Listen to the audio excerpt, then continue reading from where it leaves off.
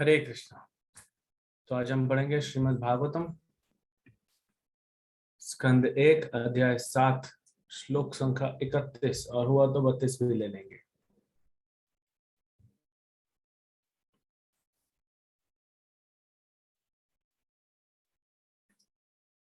दृष्ट्वास्त्र तेजस्तु त्रिलोकान् प्रहदहन् महत् दह्यमाना प्रजा सर्वः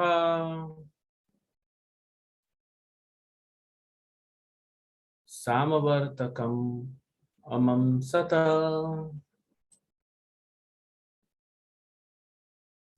दृष्ट्वास्त्र तेजस्तु त्रिलोकान् प्रदहन् महत् दह्यमानः प्रजः सर्वः सांवर्तकम् अमं सत। पढ़िए।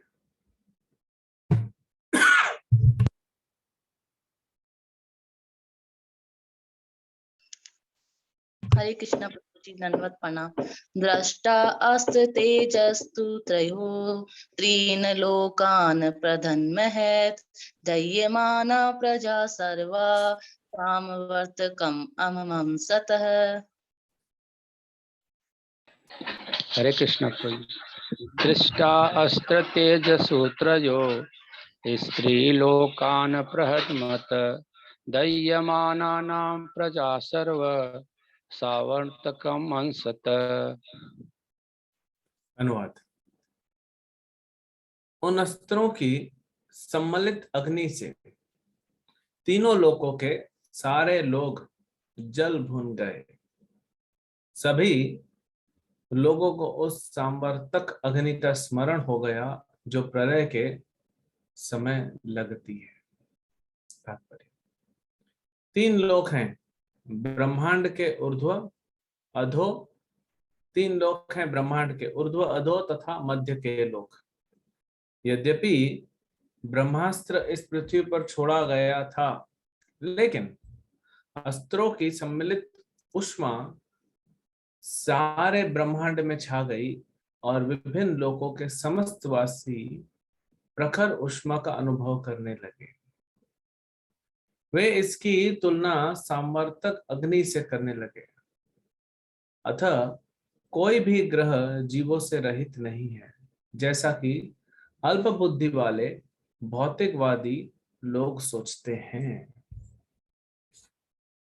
ओम अज्ञानतिमिरन्धस्य ज्ञानाञ्जनशलाकया चक्षुरुन्मिलितं येन तस्मै श्रीगुरवे नमः। श्रीचैतन्यमनोभीष्टं स्थापितं येन भूतले स्वयं रूपः कदा मह्यं ददाति स्वपदान्तिकम्। वन्देऽहं श्रीगुरो श्रीयुतापदकमलं श्रीगुरून् वैष्णवांश्च श्रीरूपं साग्रजातं सहगणा रघुनाथान्वितं तं सजीवं साद्वैतं सावधूतं परिजनसहितं कृष्णचैतन्यदेवं श्रीराधा कृष्णपदान् सहगणा ललिता श्रीविशाखावितंश्च नमो विष्णुपादाय कृष्णपृष्ठाय भूतले श्रीमते भक्तिवेदांत स्वामिनिति नामिने। नमस्ते सारस्वते देवे गौरवाणी प्रचारिणे निर्विशेष शून्यवादी पाश्चात्यदेशतारिणे। नमो महावदन्याय कृष्ण प्रेम प्रदायते कृष्णाय कृष्ण चैतन्य नामने गौरवतिषे नमः। हे कृष्ण करुणा सिंधु दीनबंधु जगतपते गोपेश गोपिका कांत राधा कांत नमस्तुते। तप्त कांचन गौरांगी राधे वृंदावनेश्वरी वृषभानुसुते देवी प्रणमामि हरिप्रिये पंचकल्पतरुभ्यश्च कृपा सिन्धुभ्येव च पतितानां पावनेभ्यो वैष्णवेभ्यो नमो। जय श्री कृष्ण चैतन्य प्रभु नित्यानंद श्री अद्वैत गदाधर शिवासदि गौर भक्तवृंद। हरे कृष्ण कृष्ण कृष्ण हरे हरे, हरे राम राम राम हरे हरे।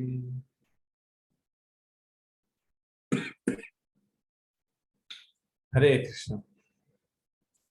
तो जैसे आप सुनते आ रहे हैं भागवत के इस प्रसंग को, जब अश्वत्थामा ने द्रौपदी के सोए हुए 5 पुत्रों का वध कर दिया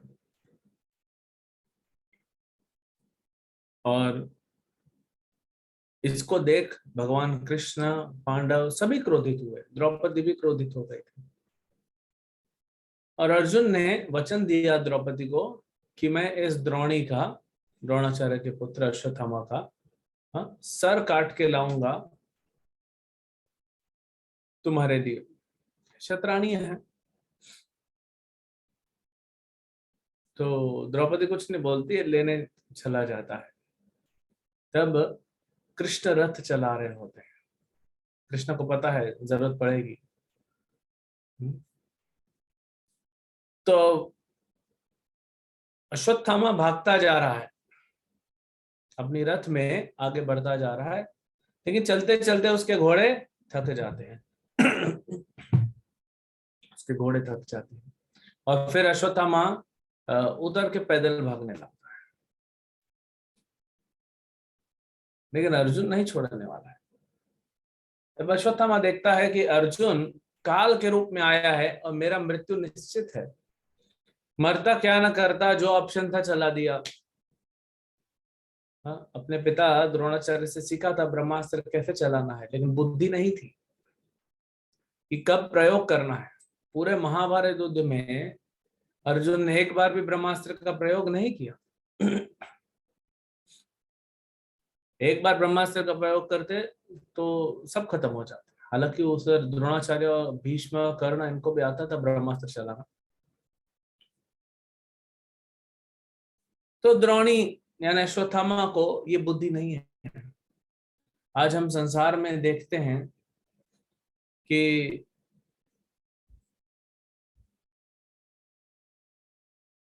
हम ये जो अल्पज्ञानी लोग हैं, जिसे प्रभुपाद भी वर्णन कर रहे हैं, भौतिकवादी लोग, अब इनके पास हथियार है। अभी आप देख रहे हैं रशिया और यूक्रेन का क्या चल रहा है। तो हथियार है, तो कब चलाना है, क्यों चलाना है, उसका कोई अता पता नहीं है। वह बुद्धि नहीं है। वह बुद्धि तो शास्त्रों से आएगी, साधना से आएगी,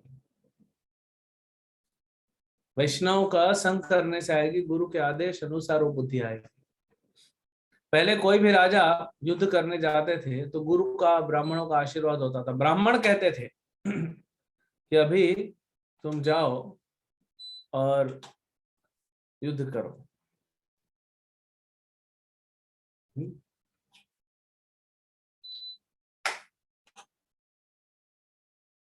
तब जाके वो राजा युद्ध करता था। अगर सामने वाला गलत नहीं है तो ब्राह्मण रोकता था राजा को कि आप मत करो, इसको तकलीफ मत दो, इसका कर्मा लगेगा आपको। लेकिन आजकल वैसा है। अभी हम देख रहे हैं जैसे रशिया कर रहा है, हथियार सबके पास है। बाकी सब लोग क्यों रुके हुए हैं देश? क्योंकि उनको पता है एक बार तीसरा विश्व युद्ध हो गया तो सब कुछ खत्म होने वाला है। सब कुछ मतलब प्राय आधी पृथ्वी खत्म हो जाएगी, न्यूक्लियर वेपन छूटेंगे। सब लोग उससे घबरा रहे हैं। खुद को जीना है ना, तो अपना धर्म भी उनको करने नहीं आ रहा है। यही संसार की परिस्थिति है। तो अश्वत्थामा ऐसा ही था। उसको हथियार तो थे, उसके पिता ने दिए थे, लेकिन कब चलाना है वो नहीं पता था, क्यों चलाना है वो नहीं पता था। अबे अर्जुन के विरुद्ध ब्रह्मास्त्र छोड़ने की क्या जरूरत थी? और वो भी उस अर्जुन के विरुद्ध जिसके साथ कृष्ण हैं।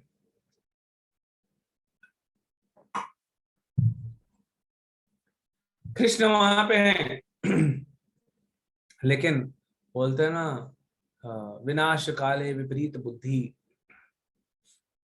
या आसुरी बुद्धि होती ऐसी है, वो नहीं देख पाते हैं कि सामने कौन खड़ा है। कई बार आप देखेंगे लोग लड़ाई झगड़ा करते हैं, थोड़ा सा एक्सीडेंट हो जाए तो उतर जाते हैं गाड़ियों से और कितना तू में हो जाती है। कुछ लोग को समझता नहीं है, एकदम आंख बंद करके बस बोलते जाते हैं क्रोध में, कुछ नहीं समझ रहा है कि सामने कौन है, क्या है, इतना बड़ा दोष है क्या। ये जो है अश्वत्थामा उसी कैटेगरी का था। दोष तो अपना ही था ना, सोए हुए बच्चों को, ये तो नियम पहले ही सेट किया गया था। चलो ठीक है, बहुत सारा अधर्म भी हुआ था, भीष्म पितामह के जाने के बाद बहुत अधर्म हुआ था युद्ध में, लेकिन सोए हुए बच्चों को मारना जो युद्ध के पार्ट ही नहीं। दूसरा, अगर गलती किया है तो उसको माफी मांग के खत्म करो कि गलती से मैंने मार दिया, मुझे लगा 5 पांडव सो रहे थे। हालांकि पांडवों को सोते हुए भी मारना, किसी को भी सोते हुए मारना गलत है। अभी देखिए आज का जो युद्ध चल रहा है, अब वो लोग यूक्रेन के जो नहीं लड़ना चाहते, वो तो आर्मी नहीं है ना, सिविलियंस हैं, उनके ऊपर बम गिर रहा है, उनकी मृत्यु हो रही है। वो जब लड़ने ही नहीं आ रहा है तो कैसे आप लड़ सकते हो। लोग बोलते हैं कि जब देशों में युद्ध होगा उसमें जो मारा जाएगा उसको भी स्वर्ग मिलता है क्या? बिल्कुल नहीं मिलता है, नर्क मिल जाए वही बहुत है उनके लिए। कैसे स्वर्ग मिलेगा? नियम धर्म युद्ध का कहता है जो आपसे लड़ना चाहता है उसी से लड़ो। अगर युद्ध चल रहा है कौरव और पांडव में और युधिष्ठिर महाराज बोलते हैं नहीं लड़ना, हमको हम वनवास जा रहे हैं, तुम रखो, तो युद्ध वहीं बंद हो जाता है। लेकिन अभी ऐसा नहीं है, वो सामने वाला लड़ना नहीं चाहता फिर भी आप अपना ताकत दिखा रहे हो। और वो लोग जो कभी युद्ध जानते नहीं, बंदूक पकड़ने नहीं आती, उनके घरों में आप बम फेंक रहे हो, उनको मार रहे हो। ये आसुरी बुद्धि है।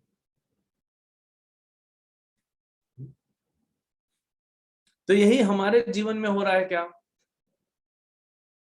पॉइंट तो वही है कि गुरु साधु शास्त्र को नहीं पालन कर, और उसको असुर कहते हैं। विष्णु भक्त भवे देवता, जो विष्णु के भक्त हैं वो देवता है, जो गुरु साधु वैष्णव को पालन करते हैं, शास्त्रों को पालन करते हैं। जो नहीं करते हैं वे असुर हैं। तो ये हमारे जीवन में कैसे अप्लाई होता है, हम भी देखें कि हम शास्त्रों को कितना पालन कर रहे हैं, हम गुरु को वैष्णव को कितना पालन कर रहे हैं, हम भगवान के आदेश को कैसे पालन कर रहे हैं कि नहीं कर रहे हैं, और क्या कमी रह जा रही है। देखिए आप करने का प्रयास कर रहे हो और कमी रह गई वो अलग चीज है ना। कम से कम प्रयास तो कर रहे हैं, तो वो जल्दी शुद्ध हो जाएगा, वैष्णव और कृष्ण की कृपा से उसको मोक्ष मिल जाएगा।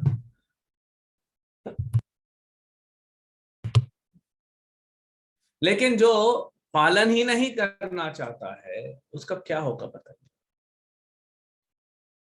ये देख रहे हैं अर्जुन को भगवान उपदेश दे रहे हैं।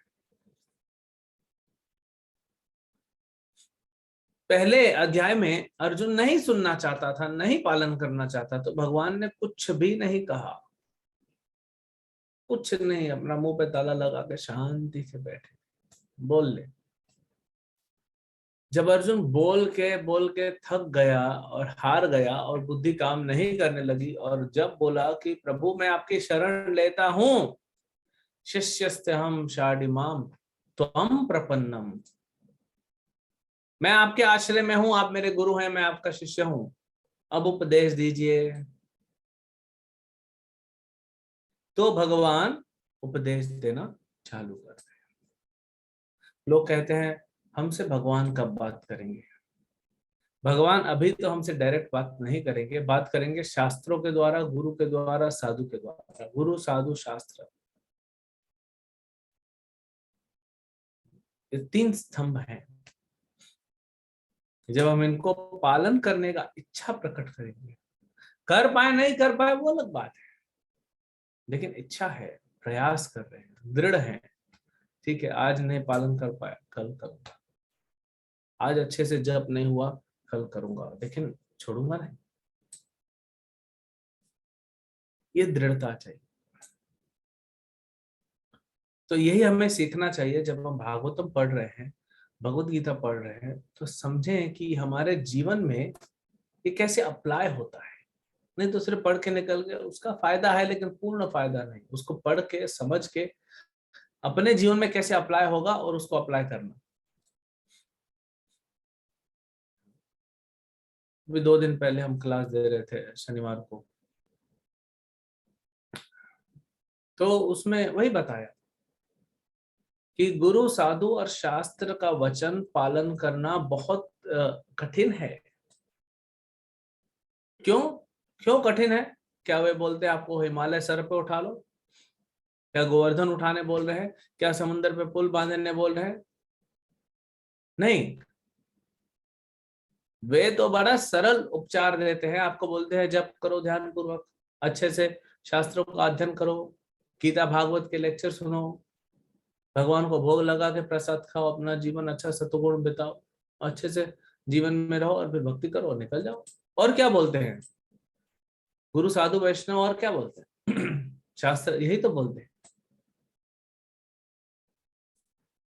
लेकिन हम क्यों नहीं पालन कर पाते? क्यों हमें कठिन लगता है? क्योंकि हमारा अहंकार है। यहाँ पे अर्जुन और अश्वत्थामा का कैरेक्टर को देखिए। अश्वत्थामा के ऊपर जब मृत्यु का भय आया तो उसने ब्रह्मास्त्र छोड़ दिया। असुर है, ये सेल्फ डिफेंस नहीं है, एक तो गलती कर रहा है। तो वही बात हो गई ना, एक व्यक्ति ने मर्डर कर दिया और भाग रहा है और पुलिस उसके पीछे है। उसको डर लग गया, पुलिस पकड़ के जेल में डाल देगी, फांसी लग जाएगा, इसीलिए पुलिस वाले को भी मार दिया, तो फिर और पकड़ा जाएगा। लेकिन अर्जुन ने जब देखा कि इतना बड़ा ब्रह्मास्त्र छोड़ा है अश्वत्थामा ने, अर्जुन भी भयभीत हो गया। लेकिन अर्जुन ने कृष्ण से पूछा कि प्रभु ये क्या है? तो भगवान ने बताया ये तो द्रोणी ने, अश्वत्थामा ने जो है ब्रह्मास्त्र छोड़ा है, तो मैं क्या करूं प्रभु?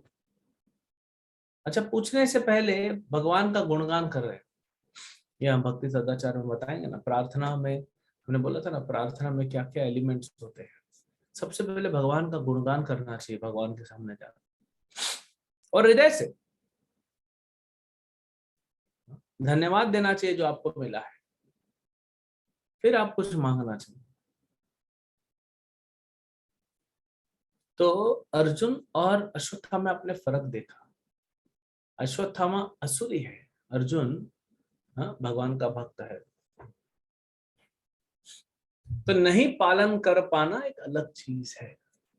ठीक है, हम प्रयास कर रहे हैं ध्यान पूर्वक जप करना, ठीक है, उसको अधर्म नहीं कहते, लगे हुए हैं। लेकिन जिस जीव में अहंकार हो गया, अहंकार हो गया, क्या अहंकार है हमारे अंदर? हम सब के अंदर अहंकार है, मिथ्या अहंकार। उस अहंकार के कारण हम लोग परवाह नहीं करते कि सामने गुरु है, कि वैष्णव है, कि साधु है, कि शास्त्र है, कि भगवान स्वयं कृष्ण है।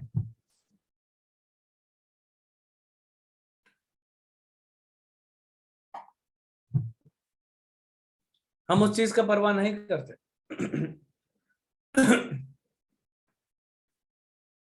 तो इसीलिए वो अहंकार के कारण जो उपदेश दिए गए हैं भगवान द्वारा शास्त्रों में और जो गुरु द्वारा समझाया जा रहा है, वो हमें कठिन क्यों लगते हैं, पालन करने में तकलीफ क्यों है? क्योंकि हमारा अहंकार है, हम नहीं करना चाहते। जो सरल होता है, इसीलिए श्रील भक्ति सिद्धांत स्वामी ठाकुर कहते हैं वैष्णवता जो है वो सरलता है। वैष्णव कैसा होता है? बड़ा सरल होता है। मेरे को नहीं आता है, आप जो बोल रहे हैं गुरुदेव, मुझे नहीं आता है, लेकिन हाँ, आप बोलेंगे क्योंकि आप बोल रहे हैं इसलिए मैं प्रयास करूंगा करने का, आपकी इच्छा शक्ति से वो कार्य हो जाएगा। ये भाव होना चाहिए शिष्य का। अगर शिष्य कुछ उपदेश का पालन करके कुछ सक्सेस प्राप्त कर पा रहा है तो ये उसको सोचना चाहिए, और यही सत्य है कि गुरु का इच्छा शक्ति से ये कार्य पूरा हुआ, क्योंकि गुरु का इच्छा था। प्रभुपाद जी ने कभी भी क्रेडिट नहीं लिया कि देखो मैं विश्व का गुरु हूं, मैंने पूरे विश्व में प्रचार किया है, ऐसा आज तक किसी ने नहीं किया। 10 सालों के अंदर 14 बार भ्रमण करके पूरे विश्व में 108 मंदिर खोल दिए, किसी ने नहीं किया। ऐसा प्रभुपाद का भाव नहीं था। प्रभुपाद हमेशा कहते थे ये सब मेरे गुरु महाराज की कृपा है। और अगर आप लोग मुझे कुछ क्रेडिट देना चाहते हो तो एक क्रेडिट दे सकते हैं। तो सब भक्तों ने पूछा क्या प्रभुपाद? बोले जो भी मुझे अपने गुरु से उपदेश मिला, न मैंने उसमें कुछ ऐड किया न उसमें से कुछ माइनस किया, जो दिया गया एज इट इज उसको आप लोग तक पहुंचाया। इसको बोलते हैं परंपरा, पारदर्शी परंपरा, ट्रांसपेरेंट सिस्टम है। जब किसी व्यक्ति को दिखता नहीं है तो क्या करता है? चश्मा लगाता है। जब धुंधला दिखता है तो चश्मा लगाने से क्लियर हो जाता है। ये चश्मा ही गुरु परंपरा है जो आपको जीवन के बारे में एकदम क्लियर सब कुछ बताते हैं। तो हमें आसुरी नहीं बनना है। भले हमारे अंदर आसुरी प्रवृत्ति है क्योंकि हम संसार में बद्ध जीव हैं, लेकिन हमें प्रयास करना है, तब हम भक्ति में आगे बढ़ेंगे। तो कठिन क्यों लगते हैं गुरु के उपदेश, साधु के उपदेश? क्योंकि हमारा अहंकार है। लेकिन पालन करते जाएंगे थोड़ा थोड़ा थोड़ा तो धीरे धीरे धीरे हमारा जो होगा तकलीफ होगा। अगर आप कोई व्यक्ति बीमार है तो चाहे ऑपरेशन करो चाहे आयुर्वेदिक दवाई लो, तकलीफ तो होता है, नहीं तो शुद्ध कैसे होगा? अगर आपको अपने ऑफिस जाना है जो कि 5 किलोमीटर दूर है आपके घर से और आप पैदल जा रहे हो, क्यों? पैसा नहीं है। प्रभुपाद जी 1965 में बॉम्बे में जब आए थे, सुमति मुरारजी के यहाँ गए थे डोनेशन के लिए, उन्होंने भेजा था। तो सुमति मुरारजी कहती थी स्वामी जी आप मुझे रोज भागवतम पढ़ाएंगे क्या? प्रभुपाद बोले व्हाई नॉट, यही तो मेरा काम है। तो प्रभुपाद जी अंधेरी से जुहू लगभग 3-3.25 किलोमीटर डेली पैदल आते थे और पैदल जाते थे। पैसा नहीं था बस का।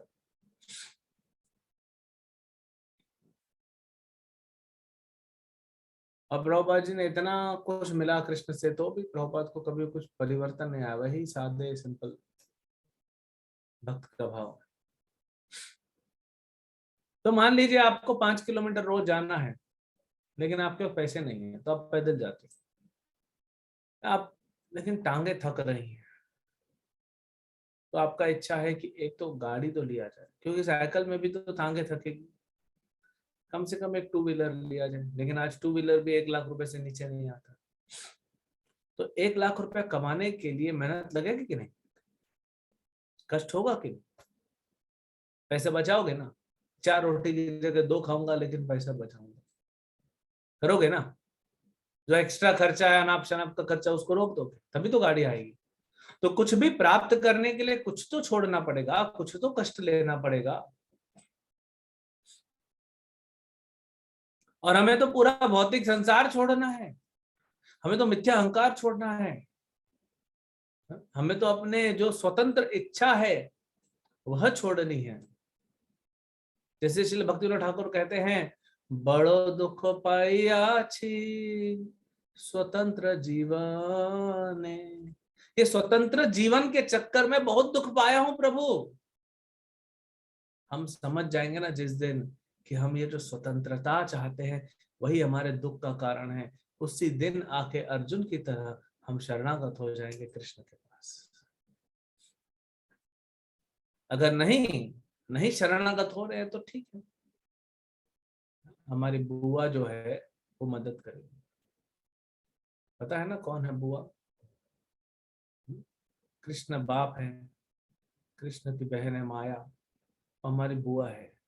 वो आके 2 फटके लगाएगी तब हम सुधरेंगे। अब आप देख लो क्या करना है, आपको कृष्ण के भक्तों से सुनना है या बुआ से सुनना है। शुद्ध तो करके रहेंगे, भगवान सबको शुद्ध करेंगे कैसे ना कैसे करके। तो जितना स्वतंत्र जाएंगे उतना दुख मिलेगा इस संसार में। तो ये स्वतंत्रता को छोड़ना है, क्योंकि हम स्वतंत्र नहीं हैं, हम तो भगवान पे आश्रित हैं। हमारा जो कॉन्स्टिट्यूशनल पोजीशन है वो भगवान के चरणों में रहना है, स्वतंत्र जीवन नहीं है। न शिव का न ब्रह्मा का स्वतंत्र है, तो हम कैसे स्वतंत्र हैं? तो जितना आप स्वतंत्रता के पीछे भागोगे उतना आपको दुख मिलेगा।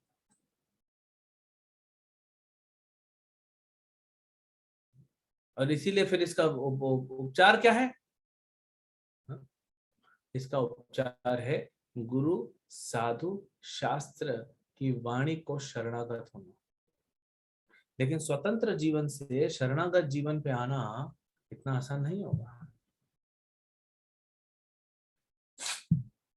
वह इतना आसान नहीं होगा। लेकिन जो व्यक्ति कष्ट सहेगा उस मार्ग पे चलने के लिए और चलते हुए, वही पार कर पाएगा। नहीं तो जीवन में कष्ट, देखिए कष्ट तो सहने हैं आपको, चाहे आप जीवन में कष्ट सहिए, चाहे भक्ति करते हुए जो थोड़े बहुत कष्ट आ रहे उसको सहिए। लेकिन क्या होता है ना, हमारे जीवन में हमारे कर्म है। उस दिन मैं एक भक्त से बात कर रहा था कि कर्म तो हमारे हैं, हम सबके कर्म हैं, उसमें आपको सुख मिलता है, दुख मिलता है, दोनों मिलता है कर्म अनुसार। जब आप भगवान से जुड़ते हैं तो फर्क क्या होता है? अर्जुन तो भगवान का भक्त है, उसको भी कष्ट मिला, उसका पुत्र मारा गया, अभिमन्यु मारा गया। अभी ये 5 पुत्र तो 5 पांडव भाइयों के थे, तो ये भी मारे गए, कष्ट तो मिला ना। उसके बाद भी कृष्ण को नहीं छोड़ रहे हैं। ये होता है वैष्णव, ये होता है भक्त। तो जब ब्रह्मास्त्र छूटा तो अर्जुन ने क्या किया? भगवान का गुणगान किया, भगवान से प्रार्थना किया, बताइए। फिर भगवान ने जब उत्तर दिया तो अर्जुन ने भगवान का परिक्रमा किया, 3 बार प्रदक्षिणा किया, और फिर दूसरा ब्रह्मास्त्र छोड़ा। तो भगवान का भक्ति करने के बाद कष्ट खत्म हो जाते हैं क्या? नहीं, ऐसा तो कहीं पे नहीं लिखा है। मैंने प्रभु जी लिखा है ना, सर्वधर्मान परित्यज्य मामेकं शरणं व्रज अहम त्वां सर्व पापेभ्यो मोक्षयिष्यामि मा शुचः। यस, लेकिन जब सर्वधर्मान परित्यज्य मामेकं शरणं व्रज ये हो जाएगा तब इसी को तो शरणागति कहते हैं। अभी हम स्वतंत्र हैं, अभी शरणागति बनना चाहते हैं। हम कौवे जैसे काले हैं, हंस जैसे सफेद बनना चाहते हैं, तो बीच में जो ग्रे स्केल आएगा ना, उसको थोड़ा तो कष्ट होगा ना। कौवे को तो फिर लेके जाना पड़ेगा थेरेपी सेंटर में, उसको रगड़ रगड़ के उसका कालापन निकालना पड़ेगा, फिर उसको पूरा कॉस्मेटिक्स लगाना, ये लगाना वो लगाना, फिर धीरे धीरे वो सफेद होगा, है ना। और साथ में उसको अंदर से अपना खान पान, अपना आचरण चेंज करना पड़ेगा, तभी तो सफेद होगा, तभी तो हमसे बनेगा। क्योंकि सफेद तो हो जाएगा लेकिन कौवा तो कौवा ही रहेगा ना।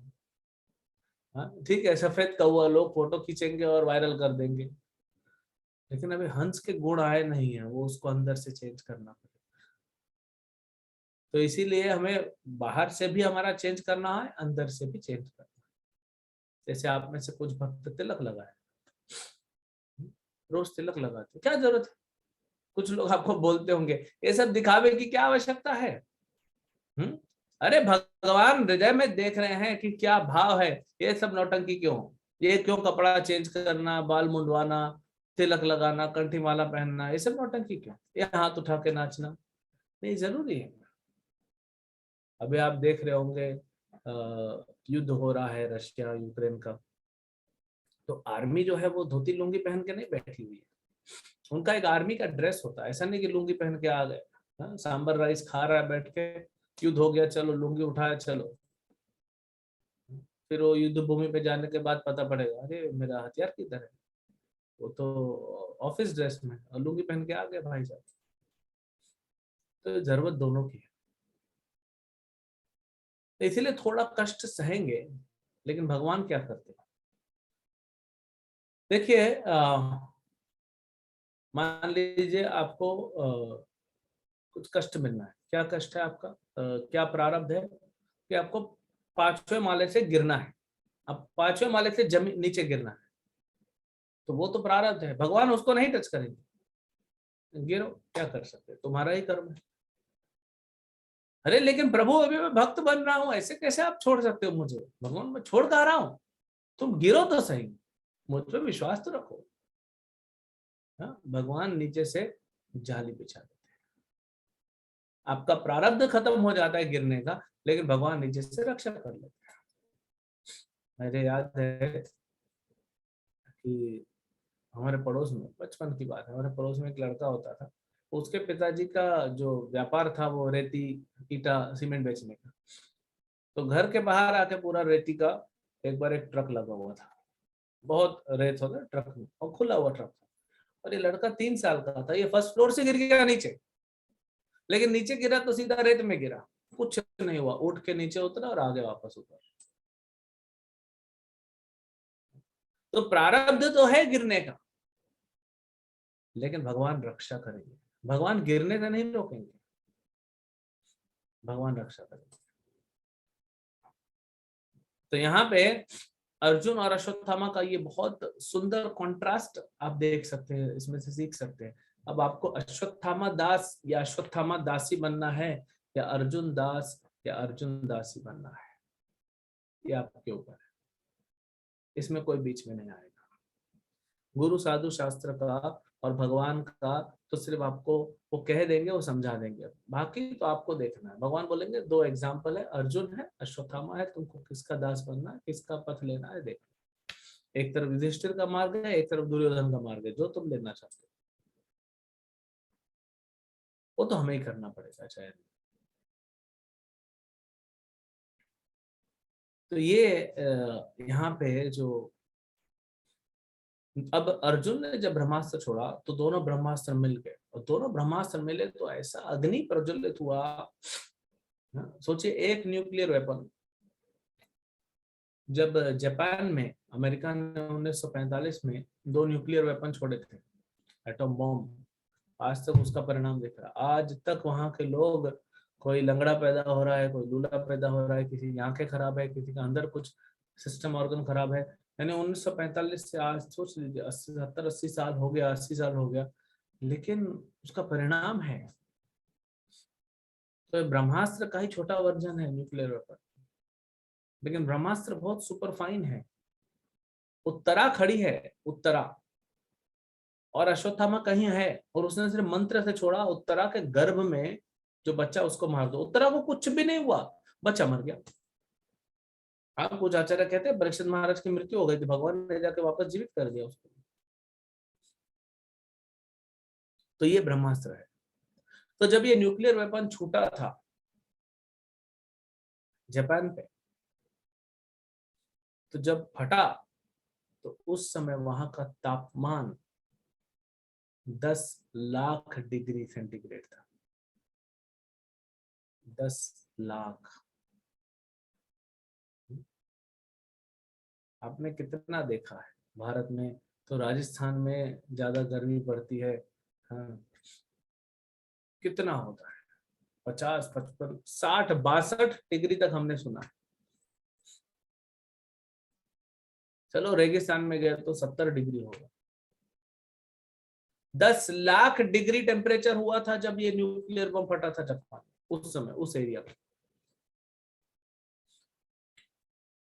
लोग तो सोचे 10 लाख यानी पलक झपकते राख हो गया था शरीर लोगों का। 10 लाख डिग्री किसको बोलते हैं, क्योंकि एक आदमी जीवित बचा था, दोनों बम पे वो था। इधर से बच के निकला था, दूसरे शहर में भागा था, वहां बम गिरा था। कैसा इसका कर्मा था, लेकिन देखो भगवान ने रक्षा की, दोनों से बच के निकला। उसका पूरा चमड़ी खत्म हो गया था, मांस उसका पिघल रहा था शरीर से ऐसे। बच गया, वही तो पूरा उसने तो बताया कि क्या हुआ था उससे। और जब मेजरमेंट लिया गया, पता नहीं कैसे मेजरमेंट लिया होगा, लेकिन 10 लाख डिग्री हो सकता है। इन लोग सूर्य का तापमान बताते हैं 2 लाख डिग्री, और यहाँ पे ब्रह्मास्त्र जो है पूरे ब्रह्मांड को जला रहा है। तो ये भी सोचिए कितना टेम्परेचर होगा इसका। अब ये ब्रह्मास्त्र हमारे जीवन में आ जाए तो कैसा होगा?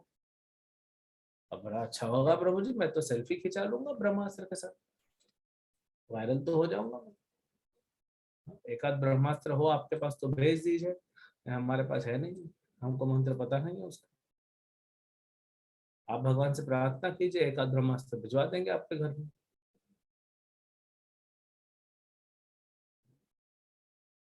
लेकिन एक मिनट, हमारे घर में तो ब्रह्मास्त्र ऑलरेडी है, हमारे अंदर ब्रह्मास्त्र बैठा हुआ है।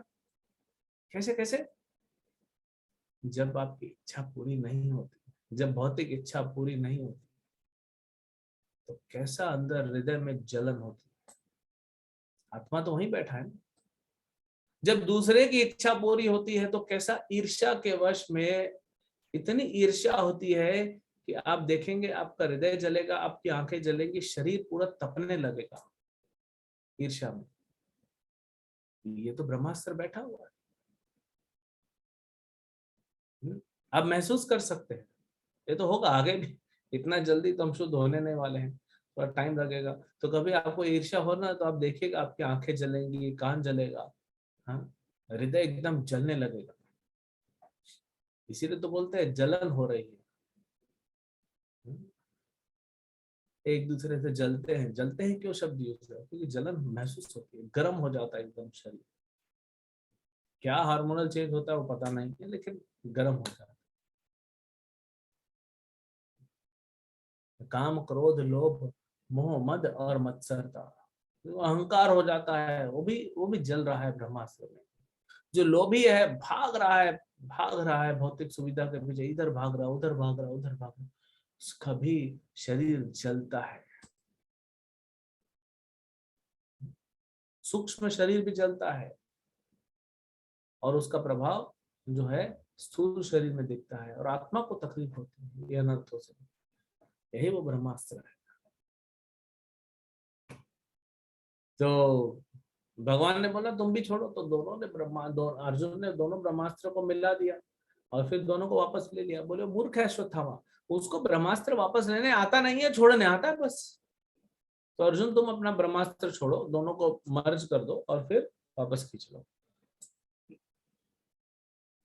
तो अर्जुन अभी वही, जब अभी तो पूछे, अभी तो छोड़ा अर्जुन ने, और देखा कि दोनों ब्रह्मास्त्र जब मिल जाते हैं तो ब्रह्मलोक से पाताल लोक तक, लिखा है ना,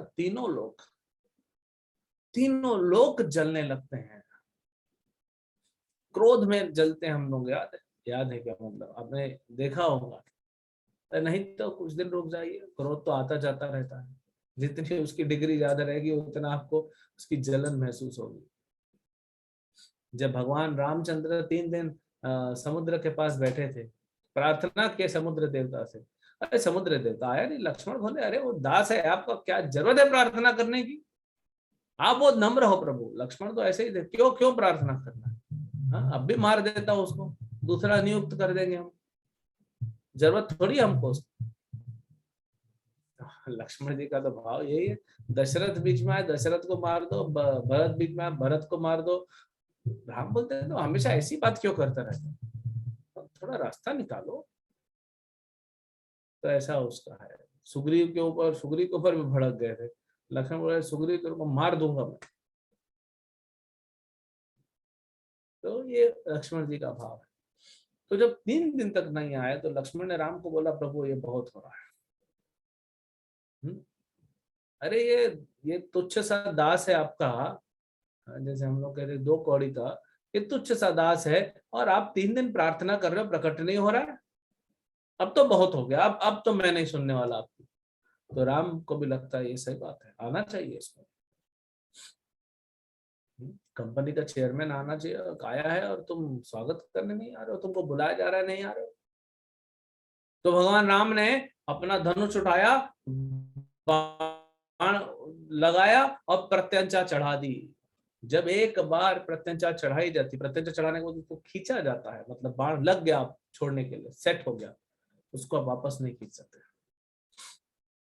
तो जैसे ही वो प्रत्यंचा को खींचते हैं, उसी समय समुद्र में हलचल होने लगती है। पूरा क्रोध, भगवान राम का जो क्रोध होता है आंखों से, समुद्र के जीव मर रहे हैं, मछलियां मर रही हैं और जितने भी जीव मर रहे हैं, और समुद्र जैसे उबल रहा है, जैसे किसी ने बहुत विशाल हीटर लगा दिया पृथ्वी के नीचे और एकदम पानी खौल रहा है समुद्र का। क्यों? भगवान की आंखों की गर्मी है ना ये, क्रोध का गर्मी।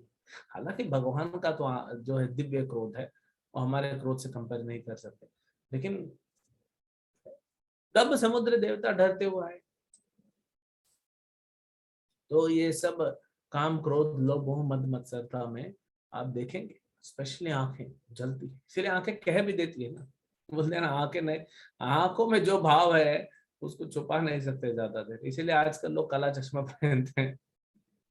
जितने भी सिक्योरिटी गार्ड्स होते हैं ना, आप देखिए कोई मंत्री के, वो काला चश्मा क्यों पहनते हैं? क्योंकि किधर देख रहे हैं किसी को पता नहीं पड़ना चाहिए, इसलिए वो काला चश्मा। तो आंख से सब, तो आंख में पूरा उसका प्रभाव आ जाता है। तो फिर इधर ब्रह्मास्त्र जो है वो छोड़ा गया, इतना गर्म हो गया कि सब लोग झुलस रहे हैं उसकी गर्मी में, सबका हालत खराब हो रहा है, तीनों लोग पूरे प्रभावित हो गए हैं। और अभी कुछ लोग को बाद हम देखेंगे कि भगवान कहेंगे अर्जुन को कि अर्जुन क्या करो, तुम ये वापस ले लो। अब संवर्तक अग्नि, संवर्तक बादल भी आपने सुना होगा, संवर्तक अग्नि भी होती है। संवर्तक बादल का वर्णन कहाँ पे आता है? गोवर्धन पूजा में। जब गोवर्धन पूजा किया, नंद बाबा ने कृष्ण के कहने पे पूरा इंद्र पूजा से शिफ्ट कर दिया गोवर्धन पूजा पे, तब इंद्र बड़े क्रोधित हो गए और वहां पे वायु आया और इंद्र का वज्र आया और बहुत पानी आया। तो एक एक बूंद उस पानी का एक एक बड़े खंबे जैसा था।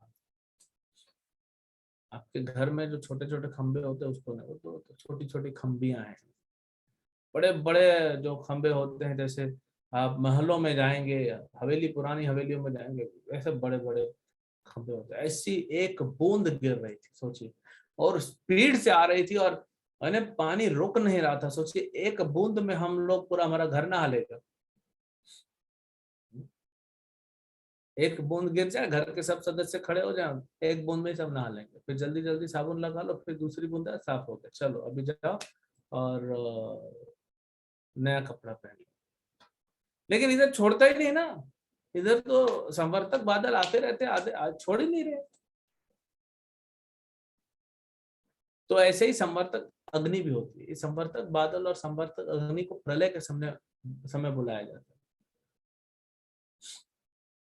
कहा जाता है कि जब प्रलय होगा, आप लोगों ने देखा होगा, भूल गए होंगे, याद नहीं होगा, थोड़ा याद करा देते हैं। तो जैसे प्रलय होता है, प्रलय होने वाला है, तो क्या होता है, पहले अग्नि बढ़ती है और इतनी अग्नि बढ़ती है, वायु तेज बहती है, और सब धूप, जो सूर्य है वो 12 गुना तेज बढ़ जाता है उसका। एकदम सोचिए, अभी भी सूर्य कैसा हालत खराब कर देता है, 12 गुना बढ़ेगा तो क्या हालत हो जाएगी। और जैसे जैसे आगे बढ़ता है उसका सूर्य का तापमान और बढ़ता जाता है। और अनंत शेष भगवान, जिनके सर पे ये पूरा ब्रह्मांड धारण है, वे अग्नि छोड़ते हैं अपने मुंह से, वे अग्नि को छोड़ते हैं। तो ऊपर से धूप है, अग्नि है, हवा है, तो ऐसा करते करते पूरा ब्रह्मांड जलने लगता है, सब मर जाते हैं, सूख, समंदर सूख जाता है। आप सोचिए क्या प्रभाव होगा कि समुंदर सूख जाता है। आप एक कटोरी पानी धूप में रख दीजिए, उसको सूखने में टाइम लगेगा, लेकिन अब पूरा का पूरा समुंदर सूख जाता है, सब मारे जाएंगे। और फिर 100 सालों तक इतनी वर्षा होगी, संवत तक बादल आएंगे, इतनी वर्षा होगी कि पूरा ब्रह्मांड डूब जाएगा। जो छोटा प्रलय होता है उसमें स्वर्ग तक डूबता है, जो मेन प्रलय होता है पूरा ब्रह्मलोक डूब जाता है, सब पूरा पानी भर जाता है पूरे ब्रह्मांड में, खत्म, गेम ओवर हो गया। अभी अगला गेम भगवान स्टार्ट करेंगे, भगवान ही खेल खेल रहे हैं। तो ये संवर्तक है। इससे ये भी पता पड़ रहा है, प्रभुपाद जी कह रहे हैं, देखिए कि तीनों लोकों में हाहाकार मच गया, मतलब तीनों लोकों में लोग रहते हैं। अरे मंगल ग्रह क्या, शुक्र क्या, शनि क्या, चंद्र क्या, सूर्य क्या, सब जगह लोग रहते हैं, जीवात्माएं रहती हैं। हम कहते हैं जीवात्मा है, हर जगह है, तो फिर वो पृथ्वी के लिए थोड़ी है, वो पूरे ब्रह्मांड में है, ब्रह्मांड के बाहर भी है, हर जगह जीवात्मा है। तो हमने क्या देखा आज कि कैसे अश्वत्थामा और अर्जुन में फर्क देखा। अश्वत्थामा कैसे असुर है, भयभीत हुआ, असुरी प्रवृत्ति है उसकी, अर्जुन भक्त है। हमारे जीवन में कुछ होता है तो हम क्या करते हैं, हम गुरु साधु शास्त्र का शरण लेते हैं जैसे अर्जुन ने लिया, नहीं तो अश्वत्थामा की तरह अपनी मर्जी से जो करना है करते रहते हैं। जितना स्वतंत्र होकर करते रहेंगे उतना हमारा दुख जो है वो बढ़ता रहेगा। और भागवतम के श्लोकों को सिर्फ पढ़ना नहीं, समझना नहीं, अपने जीवन में उतारना है। दूसरों को बताइए लेकिन अपने जीवन में उतारिए। अब प्रभु जी याद नहीं होता तो बार बार पढ़िए, लेकिन अपने जीवन में उसको समझिए। जैसे ब्रह्मास्त्र का अग्नि, समर्थक का अग्नि, वो हमारे हृदय के अनर्थों के बराबर उसको मैच किया, तो ऐसा हमको सीखना चाहिए।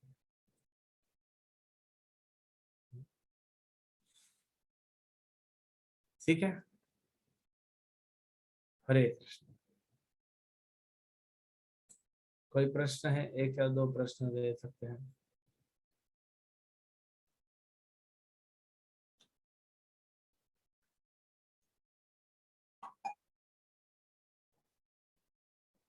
ठीक है, हरे कृष्ण। एक प्रश्न आ गया, ठीक है, एक प्रश्न लेते हैं, लास्ट, पहला और आखिरी। प्रभु जी धन्यवाद, प्रणाम। हरे कृष्ण। प्रभु जी, अर्जुन जी ने भगवान श्री कृष्ण की प्रदक्षिणा क्यों की, और प्रदक्षिणा करने से क्या होता है? प्रदक्षिणा इसलिए करते हैं कि हम भगवान को अपने जीवन का केंद्र मानते हैं, इसीलिए रोज प्रदक्षिणा होती है, इसीलिए परिक्रमाएं होती हैं। हाँ, ब्रज की परिक्रमा होती है, नवद्वीप की परिक्रमा, गोवर्धन परिक्रमा, कि हम भगवान को केंद्र में रखे अपना जीवन यापन करेंगे। एक ये हो गया। दूसरा सम्मान है ना, अर्जुन भगवान को सम्मान दे रहे हैं, इसीलिए। ठीक है, ओके, एक और क्वेश्चन ले लेते हैं। हरे कृष्णा प्रभु जी, दंडवत प्रणाम। हरे कृष्ण। प्रभु जी, जो आज आपने पढ़ाया था कि ब्रह्मास्त्र जो छोड़ा था और वो पाप है अगर कोई सोया हो, तो हमारे जम्मू कश्मीर में भी हुआ था ना ऐसा, हमारे फौजी सोए थे, तो फिर हम लोगों ने सर्जिकल स्ट्राइक किया, मतलब प्रधानमंत्री जी ने करवाया, तो वो अच्छा डिसीजन था ना, उसका कोई पाप थोड़ा लगेगा हमें? डिपेंड करता है, अगर राजा धर्म का पालन करता है, सेल्फ डिफेंस अलाउड है जी, लेकिन कितना धर्म हो रहा है उस पर, तो 100 और 0 में नहीं है, बीच में भी कुछ होता है। लाइफ बाइनरी नहीं है 1 और 0 में, बीच में भी कुछ होता है, तो सेल्फ डिफेंस में करना चाहिए। जो गलत है उनको सजा मिलनी चाहिए, वो तो नियम कहता ही है। जी प्रभु जी। प्रभु जी, ये भी आतताई में भी आएगा ना ये, मतलब जो 6 प्रकार के आतताई हैं? बिल्कुल। जी प्रभु जी, हरे कृष्ण प्रभु जी, दंडवत फिर प्रणाम। भी लेकिन राजा को दंड देने का अधिकार तभी है जब उसका ब्राह्मण, उसका गुरु से परमिशन मिलता है। अब कभी भी पुराने जमाने में कैसे होता था, वैदिक काल में, कि अगर कोई अपराधी भी है तो उसको सभा में लाया जाता था, और जी, राजा अपने मंत्रियों से और वहां पे जो कुल गुरु वगैरह बैठे हैं उनसे सलाह परामर्श करके फिर डिसीजन लेते थे, है ना। जी तो प्रभु। ये अगर होगा तो अच्छा है। कहने का तात्पर्य यह है कि हमें गुरु साधु शास्त्र के निर्देश अनुसार करेंगे तो हम बच जाएंगे, अननेसेसरी पाप नहीं होगा। जी प्रभु जी, हरे कृष्ण, दंडवत प्रणाम प्रभु जी। नेक्स्ट। हरे कृष्णा प्रभु जी, दंडक प्रणाम। हरे कृष्ण। प्रभु जी, मेरा प्रश्न यह है कि यदि जीव ने अपनी चेतना पशु जैसी बना रखी है तो उसे पशु का शरीर प्राप्त होना निश्चित है। इसका मतलब इसका मतलब कि देखिए, भगवान गीता में कहते हैं यम यम वापि स्मरम भावम त्यजन्ते अन्ते कलेवरम तम तमेवेति कौन्तेय सदा तद भाव भाविता, कि अगर आप पूरा जीवन पशु के जैसे जी रहे हो तो जी मृत्यु के समय भी भाव वही रहता है। तो भगवान बोलते हैं तुमको पशु बनना है, बना देते हैं। तो भगवान फिर हमको पशु बना देते हैं। भैया मनुष्य का शरीर लेके तुमको भक्ति करने के लिए दिया था, लेकिन तुम मनुष्य का शरीर लेके मांसाहार करते हो, तो फिर तुम पशु का शरीर ले लो, आराम से मांस खाते रहना, कोई कुछ नहीं बोले, बैन नहीं लगता होता। ठीक है। लास्ट। दूसरा हाँ, दूसरा प्रश्न ये है प्रभु जी कि मेरा तो जैसे ये जो पशु है, पशु को जीवन मिलता है प्रभु जी, तो कौन सी कर्म ऐसी करना चाहिए कि फिर मनु कुछ ऐसे भक्त कर्म जन्म हो गए भक्ति या भक्ति, बस भक्ति करते रहिए, चैंटिंग करते रहिए, लेक्चर सुनते रहिए, पढ़ते रहिए, भगवान को भोग लगा खाइए। भक्ति करने से ही आपको अगला जन्म भी भक्त का मिलेगा ना, क्योंकि चेतना भक्ति में हो जाएगी तो भगवान बोलेंगे ठीक है, इनका 100% तो नहीं हुआ है भक्ति, इनको अभी मोक्ष नहीं दे सकते, अभी तो 70 ही हुआ है, ठीक है, एक वैष्णव के घर में इसको जन्म दे दो, बचपन से भक्ति करता रहेगा, फिर निकल जाएगा। हरे कृष्णा प्रभु जी। Okay, last. हरे कृष्णा प्रभु जी, दंडवत प्रणाम। प्रभु जी मेरी 2 क्वेश्चन है, बट पहला क्वेश्चन ये है कि जैसे हम भागवतम पढ़ते हैं तो जैसे उसमें लिखा होता है कि ब्रह्मा शिव तक भी उसे अच्छे से नहीं समझ पाएंगे, तो हमारा लक्ष्य ये होता है हम अगर उन्हें पढ़ते जाएंगे तो हम एक दिन भगवत धाम चले जाएंगे, तो क्या हम पढ़ते रहेंगे तो फिर तो चले जाएंगे ना, या फिर उसे समझना? पढ़ेंगे तो समझेंगे ना, समझेंगे तो अप्लाई करेंगे, नहीं अप्लाई करेंगे तो फिर क्या फायदा। प्रभु जी भूल भी जाते हैं जब भागवतम तो पढ़ते हैं। इसलिए तो नित्यम भागवत सेवया बोला, बार बार पढ़िए, बार बार पढ़िए, रोज पढ़िए। ठीक है। अच्छा प्रभु जी, मेरा सेकंड क्वेश्चन ये है कि जैसे यमराज जी जो थे, जब वो आए थे यमराज दूत, तो उन्होंने नारायण बोला तो यमराज जी बहुत खुश हुए, तो वो तो खुद ही मतलब महाजन थे, तो वहां पे तो भगवान का गुणगान होता होगा ना, फिर उन्हें उन यमदूत को पता क्यों नहीं था कि मतलब भगवान ऐसे हैं? वहां नहीं होता ना, वहां सजा का केंद्र है, सबको सजा दी जाती है, वहां पे हरिनाम करने लगेंगे यमराज जी तो फिर सजा कैसे मिलेगी, वो सजा का केंद्र है। ठीक है, गोरखनाथ प्रभु का लास्ट क्वेश्चन। हरे कृष्ण प्रभु जी। अरे अभी गुरु साधु और शास्त्र ये तो सब एक ही है ना प्रभु जी, अलग अलग ऐसा तीन तो नहीं है? एक भी है, अलग भी है। अच्छा, अलग कैसे है? अलग कैसे है, गुरु अलग है, शास्त्र अलग है, लेकिन दोनों एक ही बात कहते हैं, इसलिए एक विषय, है। हाँ, जो बात एक ही है। गुरु और साधु शास्त्र की बात नहीं कहता वो गुरु नहीं है, वो साधु नहीं है। शास्त्रों की बात ही कहनी है, अपनी मर्जी से नहीं कहेगा, वो अपनी मर्जी से कहेगा तो गुरु नहीं है, वो गोरु है। गोरु मतलब गाय, बुद्धू है वो। बात एक ही है, इसका मतलब हरे हरे कृष्ण। श्रील प्रभुपाद की जय, ग्रंथराज श्रीमद् भागवतम की जय।